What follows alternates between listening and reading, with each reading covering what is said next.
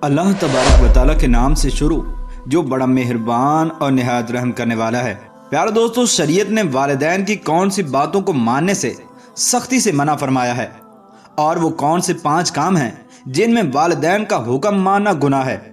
प्यारे दोस्तों, अल्लाह तबारक व तआला ने इंसान को बेशबहा नेमतों से नवाजा है और इन्हीं अनमोल नेमतों में पाकीज़ा और पुरखुलूस रिश्ते भी शामिल हैं। इंसान तन्हा जिंदगी नहीं गुजार सकता, इसीलिए वो रिश्तों और रवाबत की कैद में होता है जिसके बगैर उसकी जिंदगी नामुमकिन हो जाती है। अब सवाल ये पैदा होता है कि आखिर ऐसा अहम तरीन रिश्ता कौन सा है कि जिसके बगैर इंसान अधूरा शुमार किया जाता है।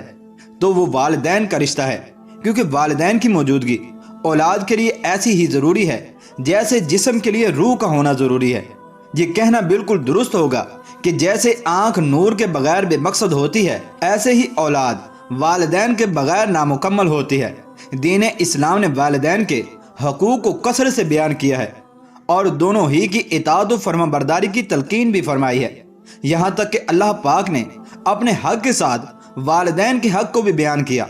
चुनांचे अल्लाह तबारक व तआला इरशाद फरमाता है, मेरा और अपने वालिदैन का शुक्र अदा करो। और हज़रत अबू उमामा रज़ी अल्लाह तआला अन्हु से रिवायत है, आप फरमाते हैं कि एक शख्स ने पूछा, या रसूलुल्लाह सल्लल्लाहु तआला अलैहि वसल्लम, वालिदैन का औलाद के ज़िम्मे क्या हक है? तो आप सल्लल्लाहु तआला अलैहि वसल्लम ने इरशाद फरमाया, वो तेरी जन्नत या दोज़ख हैं, यानी उनकी खिदमत करोगे तो जन्नत जाओगे और उनकी नाफरमानी करोगे तो दोज़ख को खरीदोगे। और एक हदीस में आता है कि हज़रत इब्ने अब्बास रज़ी अल्लाह तआला अन्हुमा से रिवायत है कि हजूर अकरम सल्लल्लाहु तआला अलैहि वसल्लम ने इरशाद फरमाया, जो शख्स वालिदैन का फरमाबरदार हो इसके लिए जन्नत के दरवाजे खुल जाते हैं, और अगर उनमें से एक हो तो एक, और जो शख्स वालिदैन का नाफरमान हो इसके लिए जहन्नम के 2 दरवाजे खुल जाते हैं, और अगर उनमें से एक हो तो एक दरवाज़ा खुल जाता है। चुनांचे एक शख्स ने अर्ज किया, ख्वाह वालिदैन इस पर जुल्म करते हों? तो आप सल्लल्लाहु तआला अलैहि वसल्लम ने फरमाया, हाँ, ख्वाह इस पर जुल्म करते हों, ख्वाह इस पर जुल्म करते हों, ख्वाह इस पर जुल्म करते हों। यानी ये जुमला 3 मरतबा इरशाद फरमाया।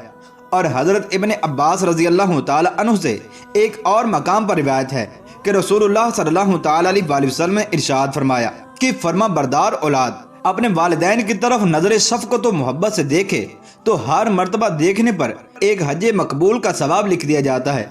और अर्ज़ किया गया, या रसूलुल्लाह सल्लल्लाहु तआला अलैहि वसल्लम, ख्वाह 100 मरतबा देखे?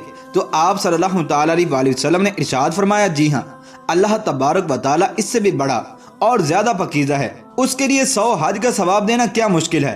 और एक बहुत ही मशहूर हदीस जाबिर बिन अब्दुल्लाह रज़ी अल्लाह तआला अन्हु से रिवायत है कि नबी करीम सल्लल्लाहु तआला अलैहि वसल्लम मिंबर पर जलवा अफरोज़ हुए।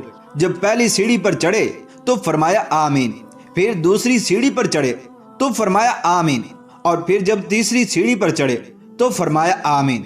सहाबा ने कहा, अल्लाह के रसूल, हमने आपको 3 मरतबा आमीन कहते हुए सुना। आप सल्लल्लाहु तआला अलैहि वसल्लम ने इरशाद फरमाया, जब मैं पहली सीढ़ी पर चढ़ा तो जिब्राईल अलैहिस्सलाम मेरे पास आए और कहा, बदबख्त है वो शख्स जिसने रमज़ान का महीना पाया फिर वो गुजर गया और इसकी बख्शिश ना हुई। तो मैंने कहा आमीन। फिर हज़रत जिब्राईल अलैहिस्सलाम ने कहा, बदनसीब है वो बंदा जिसने अपने वालिदैन या दोनों में से एक को पाया और इन्होंने इसको जन्नत में दाखिल न कराया। तो मैंने कहा आमीन। फिर हज़रत जिब्राईल अलैहिस्सलाम ने कहा, कम बख्त ठहरा वो शख्स जिसके सामने आपका जिक्र हो और इसने आप सल्लल्लाहु तआला अलैहि वसल्लम पर दुरूद न पढ़ा। तो मैंने कहा आमीन। प्यारे दोस्तों, अब आपके साथ शेयर करते हैं कि वो कौन से 5 काम ऐसे हैं कि जिनमें वालिदैन का हुक्म मानने से शरीयत ने मना फरमाया है। उसमें पहले नंबर पर गुनाह है। अगर वालिदैन कोई ऐसा काम करने को कहें जो गुनाह की बात हो, मसलन अगर वालिदैन कहें कि नमाज न पढ़ो और दाढ़ी मत रखो, तो उसको मानने से शरीयत ने मना किया है। और नबी करीम सल्लल्लाहु तआला अलैहि वसल्लम ने इरशाद फरमाया कि खालिक की नाफरमानी में मखलूक की इताअत नहीं होती। और हज़रत अब्दुल्लाह बिन उमर रज़ी अल्लाह तआला अन्हु कहते हैं कि रसूलुल्लाह सल्लल्लाहु तआला अलैहि वसल्लम ने इरशाद फरमाया कि मुसलमान आदमी पर अमीर, हाकिम और वालिदैन की बात का मानना लाजिम है, चाहे वो उसे नापसंद हो। हाँ, अगर अल्लाह और उसके रसूल सल्लल्लाहु तआला अलैहि वसल्लम की नाफरमानी का हुक्म दे तो इसको नहीं माना जाएगा।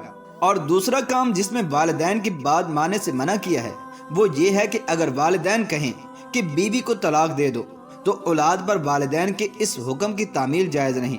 اس میں وضاحت کو یاد رکھیں کہ اگر والدین کسی شرعی وجہ کے بغیر طلاق کا مطالبہ کریں تو ان کو بلا وجہ طلاق کا مطالبہ کرنا درست نہیں، اور بلا وجہ مطالبہ کرنے کی صورت میں بیوی کو طلاق دینا بھی درست نہیں۔ البتہ اگر بیوی ان کے ساتھ اچھا برتاؤ نہ کرتی ہو اور ان کی گستاخی کرتی ہو اور بدگوئی اور بے رخی سے پیش آتی ہو اور سمجھانے کے باوجود باز نہ آتی ہو تو پھر ان کے مطالبے پر طلاق دینے کی گنجائش ہوگی، اور اگر بیوی میں ایسی کوئی بات نہیں تو اس صورت میں والدین کی بات کو ماننا لازم نہیں، اس لیے کہ حلال کاموں میں اللہ تعالیٰ کے نزدیک سب سے ناپسندیدہ بات طلاق دینا ہے۔ اور تیسرا کام جس میں والدین کا حکم ماننے سے منع کیا گیا ہے وہ یہ کہ اگر والدین کہیں کہ بیوی کو تنہا مکان مت دو تو اس میں بھی ان کے حکم کی تعمیر روا نہیں۔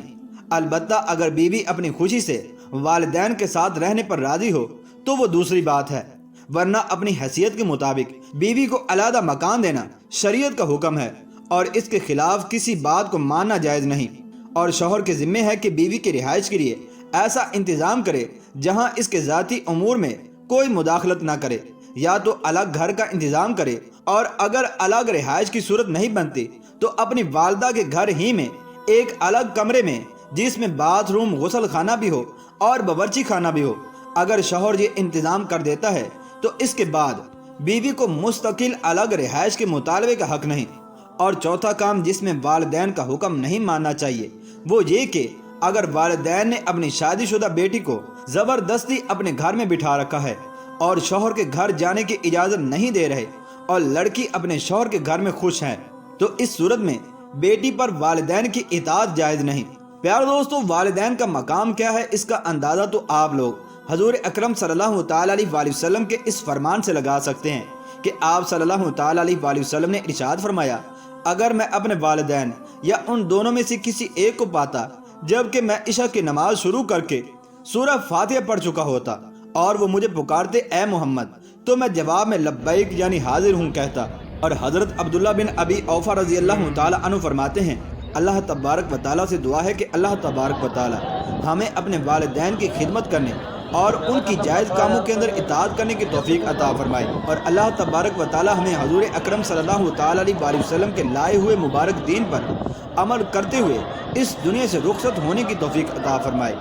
آمین یا رب العالمین۔